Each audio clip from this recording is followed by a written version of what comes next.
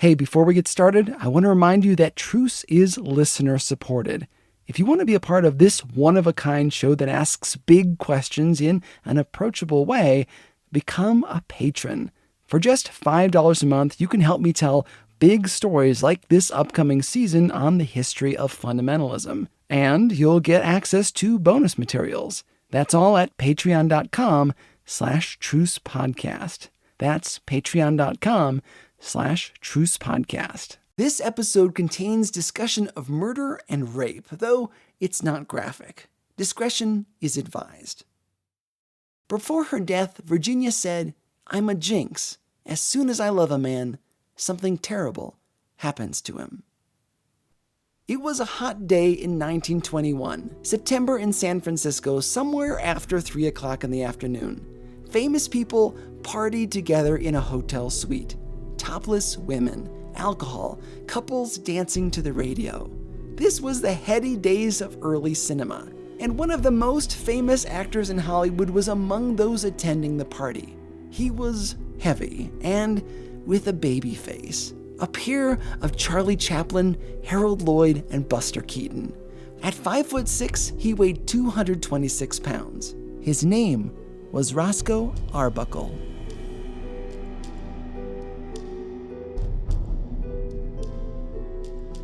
The actor crossed the hotel room and approached a beautiful woman. He was a Hollywood playboy. She was a fashion designer turned actress engaged to another man. A film director who seemed to almost approve of her flirtations with other men. Roscoe took her by the hand and said, loud enough for others to hear, "I've waited 5 years for this, and now I've got you." They disappeared into a separate bedroom.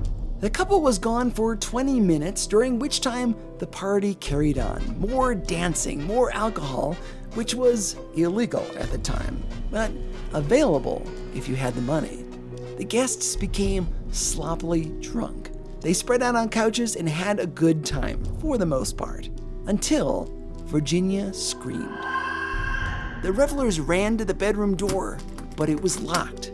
Virginia yelled again, insisting that Fatty Arbuckle was killing her. That affair set off a domino effect that sparked one of the most publicized court cases of its age. It ruined an actor's career and manipulated our perception of how people were back then. Perhaps the golden age of cinema wasn't so golden. You're listening to the show that uses journalistic tools to look inside the Christian church. We press pause on the culture wars to explore how we got here and how we can do better. I'm Chris Staron, and this is Truce. This episode is brought to you by No Small Endeavor, the acclaimed podcast from Great Feeling Studios and PRX. In each episode, host and award-winning theologian Lee C. Camp sits down with courageous and impassioned people, like Hollywood legend Rob Reiner and civil rights hero Reverend James Lawson, talking about what it means to find true happiness and flourish in day-to-day life. And if you're looking for somewhere to start, why not check out the recent episode with award-winning journalist and best-selling author Tim Alberta on Christian nationalism's role in the Republican Party. Follow No Small Endeavor on Apple Podcasts, Spotify, or wherever you get your podcasts. The 20s and early 30s were a time of moral struggle. A murder trial involving one of Hollywood's biggest stars certainly didn't help. Consider that day in 1921, the St. Francis Hotel in San Francisco. A Hollywood icon walked into a hotel bedroom with the fiancée of another man. Fatty Arbuckle was so famous that Buster Keaton, one of the greatest stars of the silent era, got second billing when they acted together. The lovers joined hands and left the party. 20 minutes later, everyone heard Virginia Rappe scream. Virginia had needed to use the bathroom before leaving the party. In the course of events inside the bedroom, her bladder ruptured, perhaps due to the force placed on her during the affair. The first doctor on the scene misdiagnosed her condition, told her to rest in her own room. It was just too much alcohol, he said. Except it wasn't. She was dying. Doctors could have stitched up her bladder if they'd gotten her to a hospital immediately, but that didn't happen. They carried her to another room and left her there. What turned out to be a fatal mistake. Virginia endured 4 days of excruciating pain, and she told a nurse that Arbuckle had raped her. That all sounds like a tidy narrative. We might be tempted in this era to think that this is a Harvey Weinstein-style incident. A powerful Hollywood man taking advantage of a woman struggling to make it in the biz. But that just isn't the case. There were 2 mistrials. The 3rd jury found Arbuckle not guilty and even apologized to him. We might say that's because he was famous, rich, and at the top of his game. A white man who took what he wanted regardless of the consequences. But I'd caution you to resist that temptation, because you see, it had all been a setup. There was a woman at the party by the name of Maud Delmont. Her nickname was Madam Black. Prosecutors had hoped that her testimony would put Arbuckle behind bars, until they looked into her history. It turns out she wasn't the impartial witness they'd hoped for. Delmont had a side hustle, a dark, ugly little business. She was the go-to person if you wanted beautiful women at your Hollywood parties. But it didn't stop there. The women were brought to the parties to seduce rich and famous men, get them into bed, and make a show of it. Then came the blackmail. Once the men took the bait, Maud stepped in and claimed that the women had been raped.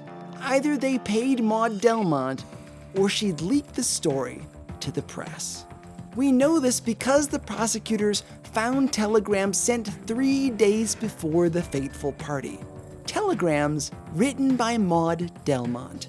They were addressed to lawyers in San Diego and Los Angeles. She wrote in that clunky telegram way, "We have Roscoe Arbuckle in a hole here. Chance to make some money out of him." It had been a setup. One that cost Virginia her life. Not because Roscoe had beaten her as some people suspected, but because of Virginia's faulty bladder. An issue which was probably exacerbated by a drinking problem. Arbuckle, it turns out, hadn't killed her. But that didn't change the public opinion of Roscoe. During the trial, theater owners banned his films. Fan mail turned to hate mail. Americans were scandalized by the poor behavior of Hollywood celebrities. And it wasn't just the murder. The partygoers had broken prohibition laws.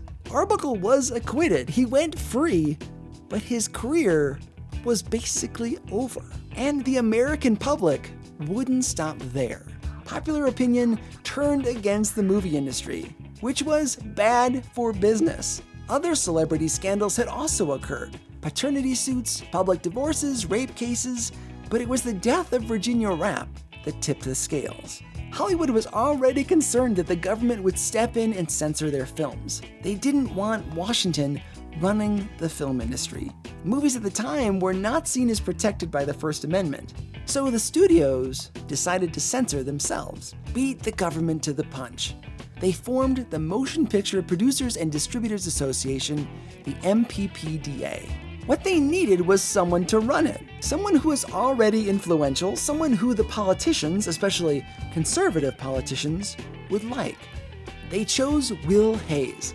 Hayes was a small man, only 110 pounds, kind of cartoonish looking, with big ears that stuck out away from his head. They had many reasons to pick this Indiana boy. He'd been the chair of the Republican National Committee from 1918 to 1921.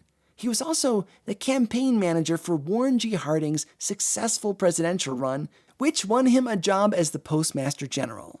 The guy had connections. Not to mention, it couldn't hurt to put a Presbyterian elder in charge of an organization that oversaw a supposedly Jewish-run industry. Satisfy the haters. Pick someone so conservative, so overtly Christian, that it can divert attention away from the studio heads. Hayes wasn't 100% clean.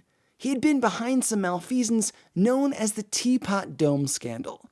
It had a lot to do with payoffs associated with government oil contracts. Hayes was chosen as the man for the job in 1922. At first, the MPPDA promoted the film industry, not really regulating it.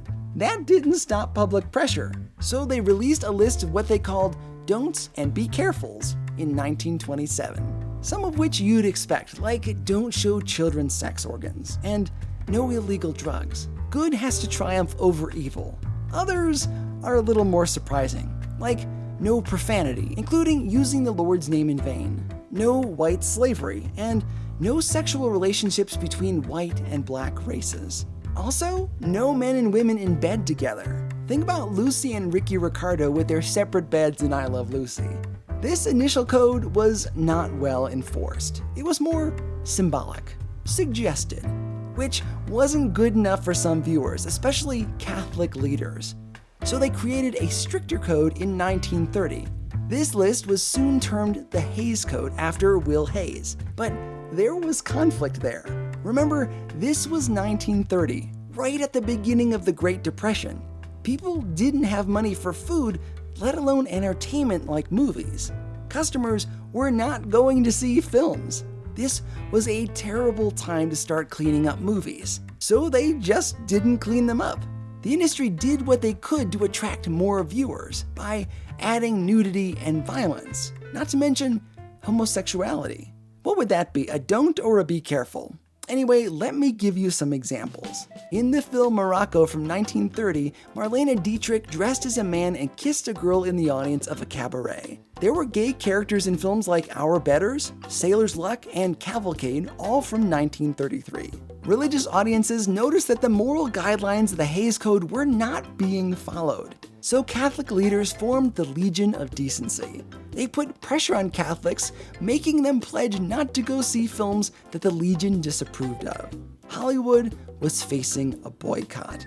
Their gamble to spice up films to get more eyeballs backfired. In 1934, Catholics demanded that the Hayes Code be enforced, which is why there was a golden age of cinema. Movies like It Happened One Night, It's a Wonderful Life, and The Wizard of Oz.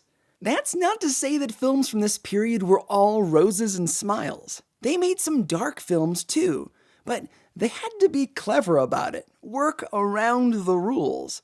This is the era of film noir, movies like The Maltese Falcon and Double Indemnity, and one of my favorite black and white films, Sunset Boulevard, which, when you think about it, is not all that squeaky clean. It's about this Hollywood writer. We first meet him when he's floating face down in a pool, dead, even though somehow he's also the narrator. That's me, Joe Gillis, the sort of dead narrator. Then we flash back. Joe's a has-been, all washed up, trying to get this film made. It's called Bases Loaded. The trouble is, his car is about to get repossessed.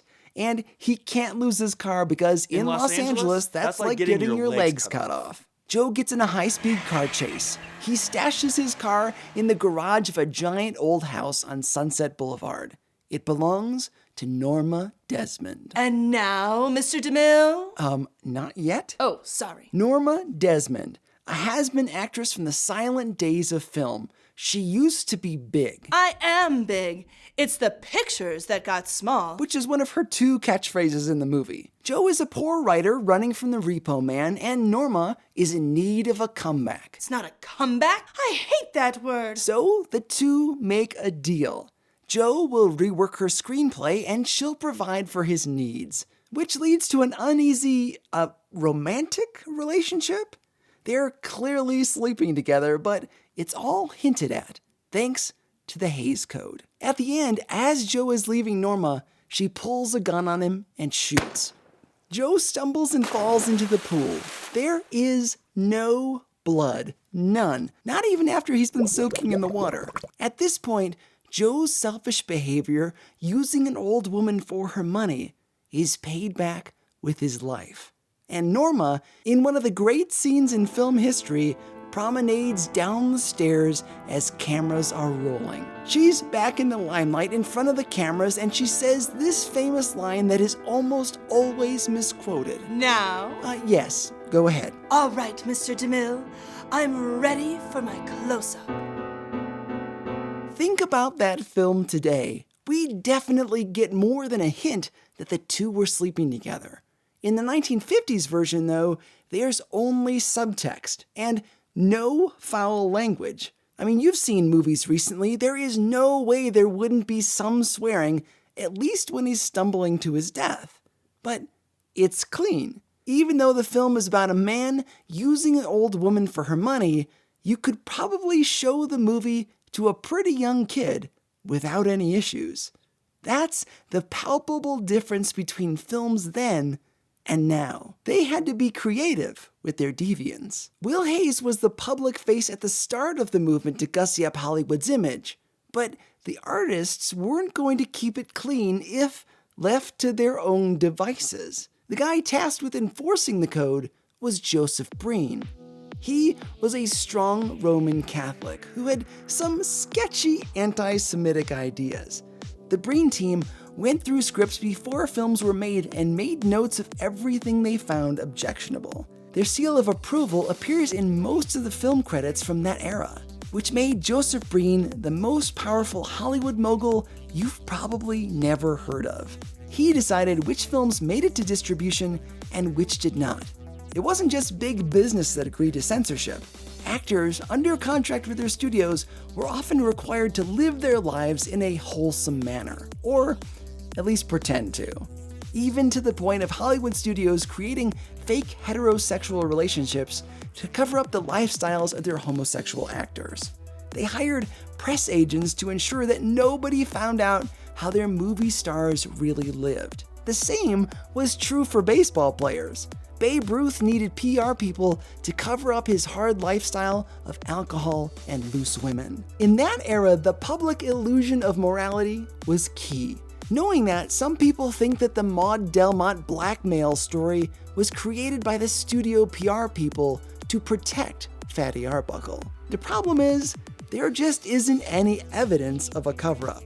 But there is evidence for Maud's blackmail scheme. The Hays Code was in effect until the 1960s. The organization was renamed to the Motion Picture Association of America, or the MPAA.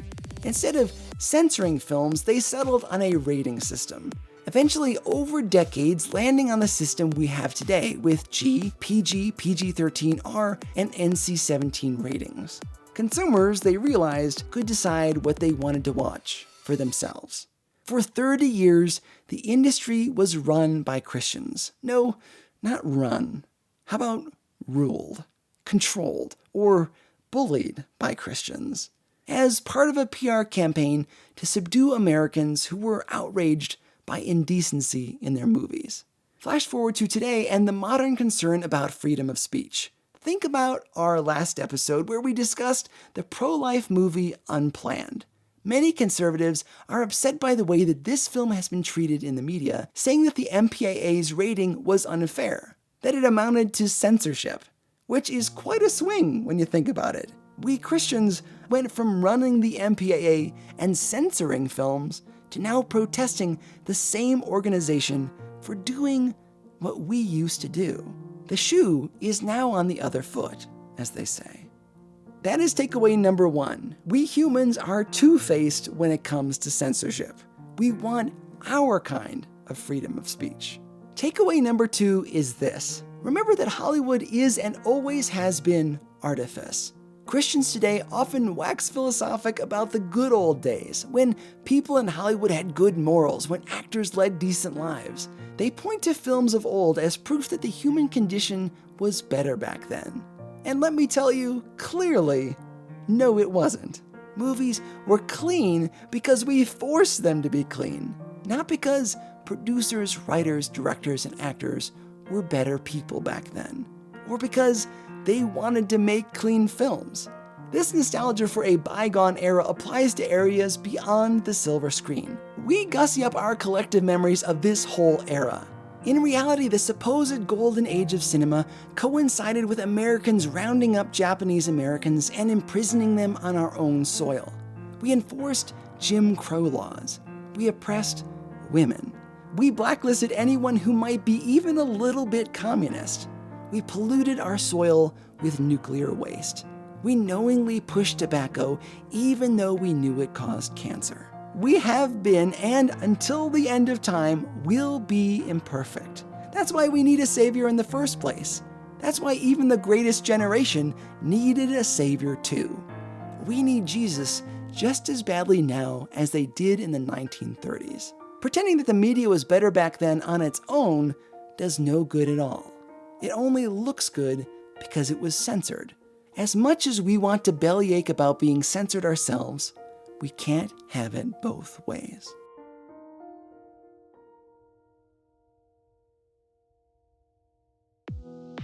Special thanks to my friend Andy Pearson for his help researching this story. I've got a long list of sources on our website, including some fascinating videos on the subject. There's also a link to an archive where you can read original documents from the MPPDA. The website is trucepodcast.com.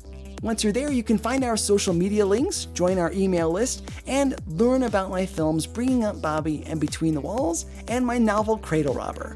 Roy Browning designed our website, and his company, JMC Brands, is now starting to assist with advertising.